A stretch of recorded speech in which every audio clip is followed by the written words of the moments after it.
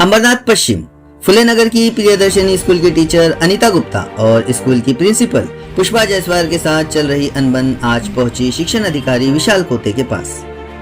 फुले नगर की प्रियदर्शनी स्कूल की टीचर अनीता गुप्ता के अनुसार वो पिछले 27 वर्षों से स्कूल में शिक्षिका के तौर पर कार्यरत है। पिछले 2.5 वर्षों से संस्था में वाद चल रहा है, जिसमें उन्हें मध्यस्थी में लेकर उनका इस्तेमाल करके उन्हें परेशान करना शुरू कर दिया। जबकि शिक्षण अधिकारी ने स्पष्ट लेटर देकर उसमें कहा है कि किसी भी टीचर पर कोई भी कार्रवाई न हो, क्योंकि 2019 के बाद से कोई भी संस्था कार्यरत नहीं है। उसके बाद भी उन्हें स्कूल में गलत तरीके से निकाला जा रहा है। उनके स्कूल में आने पर गेट पर रोकते हैं और उनसे मारपीट भी की जाती है और उन्हें फंसाने के लिए हर तरह से कोशिशें की जाती है। अनीता गुप्ता ने उनके साथ स्कूल में हुई घटना की शिकायत पुलिस में भी दर्ज कराई, लेकिन उसका कोई खास असर नहीं हुआ और बार बार शिक्षण अधिकारी को पत्र देने के बाद भी कोई कार्रवाई नहीं हुई। अनीता गुप्ता ने अपनी सहायता के लिए मजबूर और गरीबों की मदद करने वाले जनशक्ति पार्टी के अंबरनाथ अध्यक्ष आलम खान से संपर्क करके आज तहसीलदार कार्यालय में शिक्षण अधिकारी विशाल कोते से भी भेंट की और उन्हें निवेदन पत्र देकर कार्रवाई की मांग की। आरोप है कि प्रियदर्शनी स्कूल की संस्था एक ही परिवार के लोग चला रहे हैं, जिनमें प्रिंसिपल पुष्पा जायसवाल, शिक्षिका अंजलि जायसवाल और शिक्षक एकादशी सर के अलावा और भी उनके पारिवारिक लोग शामिल हैं। आज प्रहार जनशक्ति पार्टी के अंबरनाथ अध्यक्ष आलम खान और शिक्षिका अनीता गुप्ता ने अपने सहयोगियों के साथ तहसीलदार में जाकर शिक्षण अधिकारी विशाल कोते को निवेदन देने पर उन्होंने कुछ दिनों में कार्रवाई करने का आश्वासन दिया। ऐसे गलत लोगों को कैसा है, फिर वही किया आपने, ये अभी वही किया आपने, क्या पता सर, गलत मत बोलिए सर। अपने आप को बचाव के लिए आप अपना जिस तरह से कर रहे हैं, मैं किसी को आपके पास सर्टिफिकेट है तो बताइए, आपने कैसे लोगों के सामने बोला? मैं किसी को बचाता नहीं, तो बताइए आपने कैसे, आपके पास है क्या सर्टिफिकेट? आपने देखा क्या उनका? झूठ फैला रहे क्या अंबरनाथ में? मैं झूठ नहीं, तो फिर क्या है बताइए? आप ये कहाँ है बताइए? लोग पूछे होंगे ऑलरेडी, नहीं बताइए मुझे कहाँ से है वो? साहब क्या है, गलती से हो गया साहब, गलती से नहीं होता है, आप नहीं गलती से करते हैं साहब, जानबूझ कोई नहीं। नजर जो है आप पे याद रखना, क्योंकि आपने जरा भी गलती कोशिश की, ऐसी गलती हम करेंगे ना तो दोबारा अंबरनाथ में नजर नहीं आएगी। मैं कोई गलती नहीं कर, हाँ ये क्योंकि आपने अभी गलती किया। ये सर्टिफिकेट होते हुए कहा है और झूठे बोलते हैं उनके पास ऑलरेडी माइनॉरिटी का सर्टिफिकेट है। साहब आपका साहब अभी नहीं, रोज एक टीचर स्कूल के सामने जा रहे हैं, रिटर्न घूम के आ रहे हैं, फिर भी आप लोग कोई एक्शन नहीं ले रहे। सर 21/8 से लेकर के आज 22/9 है, एक महीने में आपको नहीं टाइम मिला आने के लिए? नहीं सर, आपने क्यों नहीं गए? अपना सर एक काम कीजिए, आप नहीं सक्षम है तो रिजाइन दीजिए, अभी आप इस्तीफा दीजिए। आप दोनों लोग अगर आप 1 महीने तक काम नहीं कर सकते हैं, आपने ये बताइए, वो भी काम था, लीडर आपके पास आया था, आप क्यों नहीं गए वहाँ पे? आप इस्तीफा दीजिए दोनों लोग। रोज एक टीचर स्कूल के सामने जा रहे, गेट बंद करके रख रहे, टीचर रिटर्न को नुकसान नहीं हो रहा है क्या? लेटर आया, 2 बार आया, और दूसरी बात आप लोग अपनी जिम्मेदारी से आप लोग हट रहे हो। थाने से ऑलरेडी आपको लेटर आया कि आप उस पर जो भी होगा जाके कार्रवाई कीजिए, लेकिन आप लोग अपनी कार्रवाई, मुझे लग रहा क्या दबाव में, क्या पैसा मिला है, क्या पॉलिटिकल प्रेशर, देखिए कोई भी कोई बाप आ जाए पॉलिटिकल प्रेशर, आप लोगों को काम करना है, मैं यही बेटे राजीनामा नहीं लूंगा। दोनों बुला लो, किसके बाप को बुलाना है? चालू आहे बदलापूरमध्ये मुलांचे एनरोलमेंट होतात, मुलं अंबरनाथमध्ये शाळेत जातात आणि अशा पद्धतीचे सगळं कारभार तुमच्या कार्यकाळामध्ये अंबरनाथ आणि बदलापुरात सुरू झालंय। ते ठीक आहे, सुरू झालं, तुम्ही केलं काय केलं ते तुम्हाला माहित, पण मला एवढं सांगायचंय सर की मुलांचं नुकसान होता कामा नये। शाळा खाजगी आणि हिंदी भाषिक अल्पसंख्याक आहे आणि त्यामुळे त्या शाळेवर कारवाईचे अधिकार हे शिक्षण अधिकाऱ्यांना आहेत, परंतु शिक्षण अधिकाऱ्यांनी त्याच्यामध्ये शैक्षणिक कामामध्ये कुठलाही अडथळा होऊ नये अशा प्रकारे शाळेला व्हिजिट देण्यासाठी मला 12 तारखेला पत्र दिलेलं आहे आणि त्या पत्राच्या अनुषंगानं 1-2 दिवसामध्ये त्या शाळेला भेट दिली जाईल।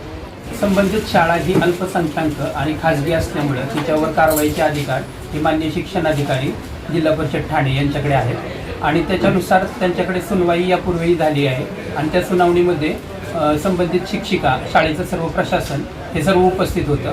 ह्याच संदर्भामध्ये ही शाळा अल्पसंख्याक आणि खाजगी असल्यामुळे त्याच्यामध्ये त्या शाळेला कायद्याने मोठ्या प्रमाणामध्ये प्रोटेक्शन दिलेलं असतं अल्पसंख्याक संस्था असल्यामुळे आणि त्यामुळे शाळेच्या ज्या प्रॉब्लेम्स आहेत त्याच्यामुळे शाळेवर प्रशासन बसवण्यासाठी राज्य शासनाकडे यापूर्वीच प्रस्ताव पाठवलेला आहे आणि राज्य शासनाकडून त्यावर निर्णय आल्यानंतर पुढील कारवाई माननीय शिक्षण अधिकारी जिल्हा परिषद ठाणे हे करतील। सध्या माननीय शिक्षण अधिकाऱ्यांच्या निर्देशानुसार शाळेला शैक्षणिक कामगिरीमध्ये शैक्षणिक जे कामकाज चालू आहे त्याच्यामध्ये ते सुरळीतपणे चालू राहण्यासाठी शाळेला एक व्हिजिट 1-2 दिवसामध्ये दिली जाईल। धन्यवाद। घनश्याम जायसवाल है। उस स्कूल में मैं ट्रस्टी हूँ, उप सचिव करके। और ये मैटर 2021 से ही चालू हुआ, 21-20 से। जब इसके पहले तो सब व्यवस्थित चल रहा था, लेकिन जैसे ही हमने वहाँ की मुख्याध्यापिका और वहाँ के संस्था के जो अध्यक्ष थे उनसे हमने सब ब्यौरा लेना चाहा कि विद्यालय में क्या चीजें हैं क्या नहीं है, तो वो टालाटाल करके, क्योंकि वो अध्यक्ष और वो बाप बेटी हैं दोनों जन, तो उन्होंने क्या किया उसी समय कि ग्रुप हमारे संस्था के अंतर्गत ऐसे 2 पार्ट हो गए। एक तरफ अध्यक्ष और उनके बेटी और उनकी पत्नी, और एक तरफ जो है सचिव और उनके साथ में 5 लोग। तो बहुमत हमारा होते हुए भी वो मनमाने तरीके से अपना ही सब काम करने लगे, क्योंकि स्कूल में हेडमास्टर उनकी बेटी थी। गलत तरीके से कोई भी ठराव पास करना, गलत तरीके से उनके अपने जो सेकेंडरी के दामाद है उनको परमानेंट करना, इसी का हम सब विरोध करने लगे। तो ये झगड़ा बढ़ता गया। तो उनमें मेन मैं था। मुझे ट्रस्ट से निकालने के लिए सबसे पहले तो मेरी वाइफ को उन्होंने कहा कि तुम ऐसे करो, उससे बोलो ट्रस्ट से निकल जाए, अन्यथा तो मेरी वाइफ और मेरे में झगड़ा हुआ। मैंने कहा मैं क्यों निकलूं, तो उन्होंने मेरी वाइफ को अपना पहला फैसला के मेरे अपोजिट में कर दिया उन्होंने।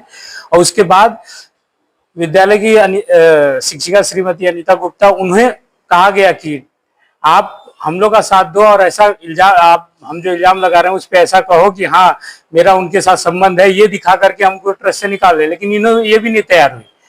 तो उन्होंने क्या किया, इनके ऊपर कार्रवाई करना शुरू किया गलत तरीके से। जबकि 2019 से ट्रस्ट जब चैरिटी में चल रहा है और उसका कार्यकाल खत्म हो चुका है, तो वहां पे उस स्कूल पे कोई भी ट्रस्ट नहीं रहता है, उस ट्रस्ट का कोई अधिकार नहीं रहता है। क्योंकि जब तक चैरिटी से माननीय धर्मदाय आयुक्त कोई आदेश नहीं देते हैं तब तक वहां माना ही नहीं जाएगा।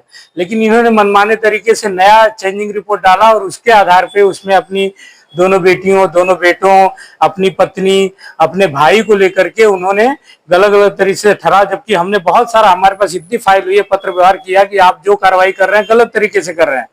और माननीय शिक्षणाधिकारी ने भी उसमें हस्तक्षेप लिया। हस्तक्षेप लेके उन्होंने कहा कि आप जो कार्रवाई कर रहे हैं गलत तरीके से कर रहे हैं, इसमें सही नहीं है, और उन्होंने लिखित रूप से दिया। उसके सबसे बड़ी बात है कि स्कूल में जो एक आरटी के अनुसार पुनः मान्यता होती है, वो भी आज 6 साल से पुनः मान्यता नहीं है स्कूल को। नियमतः देखा जाए तो अगर वो पुनः मान्यता नहीं है तो स्कूल को बंद करने का ये रहता है। वो सब चीजें भी हम बोले कि पुनः मान्यता ले लो, ये कर लो, लेकिन उनकी बेटी जो मुख्याध्यापिका पुष्पा गौतम है वो किसी का सुनने के लिए तैयार नहीं है, और तरह तरह के गलत काम करके और इनको निलंबित ये कर दिया, स्कूल से निकाल दिया। तो उनको न्याय मिले, मेरा यही कहना है कि साहब ने आगे आकर के ये किया तो बस उनको क्या खाली न्याय मिले कि किसी की रोजी रोटी ना जाए गलत तरीके से। मेरा ये बस यही कहना है। मेरा नाम श्रीमती अनीता चंद्रकांत गुप्ता है और मैं 27 साल से प्रियदर्शनी विद्या मंदिर में एज ए शिक्षिका कार्यरत हूँ। इतने सालों से इन लोगों को स्कूल में कोई भी प्रॉब्लम नहीं था। 2-2.5 सालों से जो है इन लोगों का संस्था में आपस में बात शुरू हुआ और उसमें इन लोगों ने मुझे जो है मध्यस्थ करके, यानी मेरा यूज करके इन्होंने मुझे परेशान करना शुरू कर दिया है। और शिक्षाधिकारी साहब ने स्पष्ट लेटर दिया है कि जो है इन पर किसी भी प्रकार से किसी भी शिक्षक पे कार्रवाई न की जाए, क्योंकि 2019 के बाद से यहाँ पर कोई भी संस्था कार्यरत नहीं है और जो है इनका दोनों का ही, यानी दोनों ने अपना अलग अलग संस्था बना लिया है और वो जो गट है वो उप थाने में जो है इनका प्रकरण चल रहा है। तो अभी तक वहां से कोई भी ऑर्डर नहीं आया कि कौन सी संस्था कार्यरत होगी। इसलिए शिक्षाधिकारी साहब ने एकदम स्पष्ट निर्देश दिया था कि जो है शिक्षक पे कार्रवाई न की जाए। फिर भी इन्होंने गलत तरीके से मुझे स्कूल से निकाला और मैं अभी स्कूल में जा रही हूँ तो ये लोग जबरदस्ती जो है मुझसे मारपीट करते हैं और मुझे अंदर आने से रोकते हैं। और साथ ही साथ इन्होंने एक जो है तरीपाल लेडी को वहां पर खड़ा किया है जो कि मुझे आने से रोकती है। मुख्याध्यापिका और उनकी जो बहन है, ये लोगों ने जो है मुझे जो है तरह तरह से प्रताड़ित किया। मुझे स्कूल में बाल पकड़ के खींच के मारा है और मुझे स्कूल में नहीं आने दे रहे। इससे जो है बच्चों पे भी इसका गलत असर हो रहा है। ये लोग किसी की भी बात नहीं सुन रहे हैं और मुझे फंसाने के इन लोगों ने गलत जो है एट्रोसिटी एक्ट का भी मुझ पर आरोप लगाया है, जो कि मैंने इस प्रकार की कभी भी गाली गलौज की नहीं हुई, क्योंकि हमारे स्कूल में अधिकतर बच्चे वही हैं और जब एक शिक्षक के मन में ऐसी भावना आएगी तो फिर वो बच्चों को क्या शिक्षा देगी। तो लेकिन इन लोगों का बस वही है कि किसी भी तरह इनको वहां से निकाला जाए स्कूल से, और ये लोग मुझे तरह तरह से प्रताड़ित कर रहे हैं। मैं 27 साल से स्कूल में कार्यरत हूँ, लेकिन वहां पर कभी भी इन लोगों को इतने सालों से कोई प्रॉब्लम नहीं था।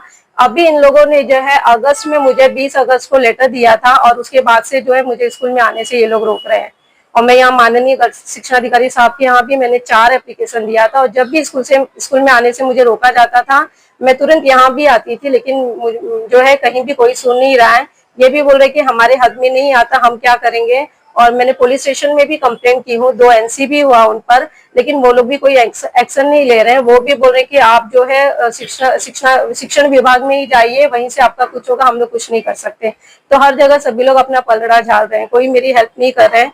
अब जो है इन साहब के पास मैं आई हूँ, और मुझे बहुत उम्मीद है कि ये मेरी मदद करेंगे।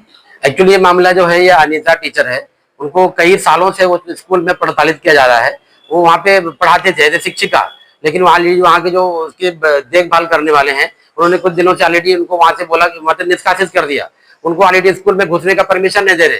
ये बेचारी जगह जगह मतलब दौड़ लगा रही है, बहुत सारे लोगों के पास जा रही है, कहीं कोई काम उनको नहीं सुन रहा है। इनके पास ऑलरेडी 3-4 लेटर दिया कर शिक्षण अधिकारी के पास, उन्होंने तो कोई रिप्लाई नहीं दिया है। इस तरह से कहीं ना कहीं टाल मटोल कर रहा है। तो इसके बाद उन्होंने मेरे ऑफिस में कुछ 4-5 दिन पहले आए, उन्होंने पूरा डिटेल में बताया कि ऐसा ऐसा हमारे साथ मामला हुआ है। तो ऑलरेडी एज ए प्रहार जनशक्ति पक्ष हमेशा जो गरीब लोग हैं जिनके साथ अन्याय हो रहा है उनका हमेशा सुनने के लिए तैयार रहता है। हमने पूरा मामला सुना, उसमें सारी चीजें रिसर्च किया। ऐसा होने के बाद आज ऑलरेडी हम शिक्षण गढ़ साहब से मिलने आए थे। जिस तरह से देखा आप लोग, आपके सामने पूरी बात हुई, कहीं ना कहीं वो जैसे लग रहा है कि वो कार्रवाई करना नहीं चाहते। वो स्कूल पूरी तरीके से मतलब अवैध तरीके से चल रहा है। जिस तरह के बोला ऑलरेडी वो खासगी स्कूल है, जबकि ऑलरेडी वहाँ पे ऑलरेडी बहुत सारे जो अल्पसंख्यक वहाँ पे उसमें है, आरक्षण में है, वो भी नहीं है। तो कहीं ना कहीं ऑलरेडी उनको एक प्रेशर देना जरूरी होता है कि अगर अपना काम जब नहीं करेगा कहीं ना कहीं गवर्नमेंट का कोई भी कर्मचारी, तहसील का कोई भी कर्मचारी, तो प्रहार जनशक्ति पक्ष हमेशा ऑलरेडी जो गरीब महिला है, जो जिसके साथ अन्याय हो रहा है, उनके साथ पूरी तरीके से खड़ा है। उसी सिलसिले में मिलने आए थे। उन्होंने हमको वादा किया है कि 2-3 दिन के अंदर ये मामला सॉल्व करेंगे।